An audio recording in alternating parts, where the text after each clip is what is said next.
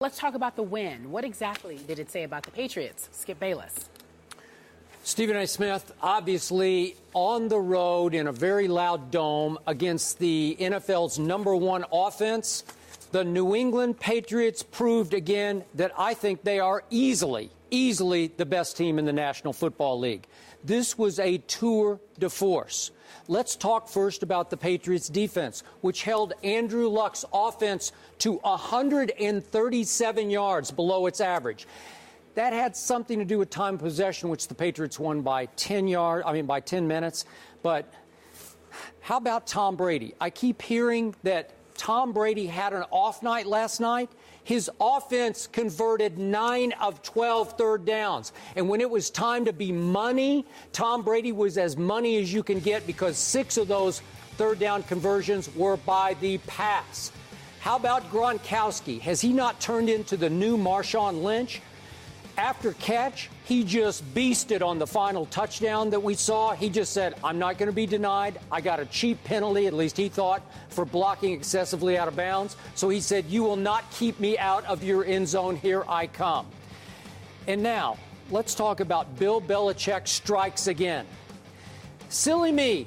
Just when I thought this team was going to miss LeGarrette Blount, Stephen Ridley, Bill Belichick goes to the scrap heap, and he finds yet another good, honest, no frills, north-south, 230-pound hammerback, a power back named Jonas Gray, who bounced around from Miami to Baltimore and finally to New England. And what did Bill Belichick do during the bye week? He took a look at the tape of what New England did to Indy in the playoff game at Foxborough last January, and he said, wait a second, LeGarrette ran for 166 and we ran for 234. So even though Indy has been very good against the run this year so far, they were 9th against the run, allowing under 100 yards a game, he said, watch this. And here came Jonas Gray for 199, and they had 244, and basically just ran Indy out of its own building. Patriots 42, Andrew Luck 20. Come back when you grow up.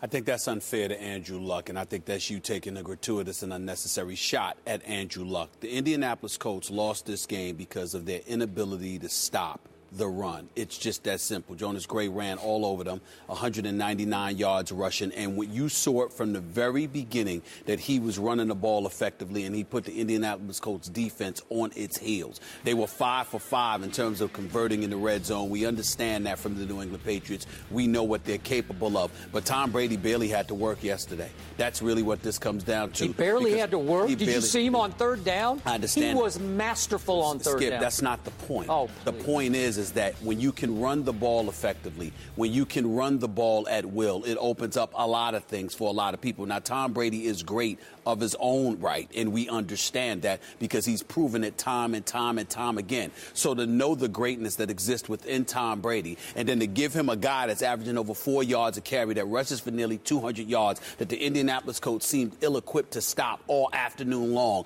what hope did you think they had? We both picked them to win this game because we have some questions about Indianapolis's defense. That's the reality of the situation. I didn't have that many going in. I did. Well, I always have questions about their defense, especially when they're going up against New England, because New England seems to have their way with them. And to me, that's what it was about yesterday. Indianapolis rushing 15 yards for Andrew Luck. Their running backs of Bradshaw and Richardson combined for 4 yards on 14 carries. Let me repeat that. Your starting backfield for the Indianapolis Colts rushed 14 times for 4 yards. What do you expect to happen? Exactly what happened. They ran right over Indianapolis. They couldn't stop Gray. And on top of it all, you had no choice but to be one-dimensional and throw the football because your running backs, as much respect as we have for Bradshaw, especially more so than Richardson, your running backs did not show up yesterday afternoon. Have they shown up before?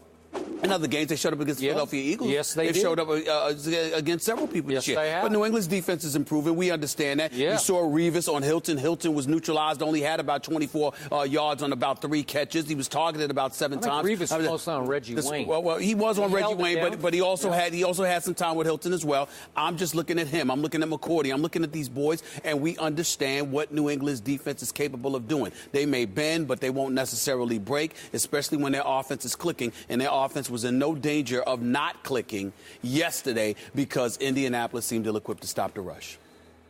So would you agree that Darrelle Revis has changed the face of the New England defense? Of course. That was suspect last year.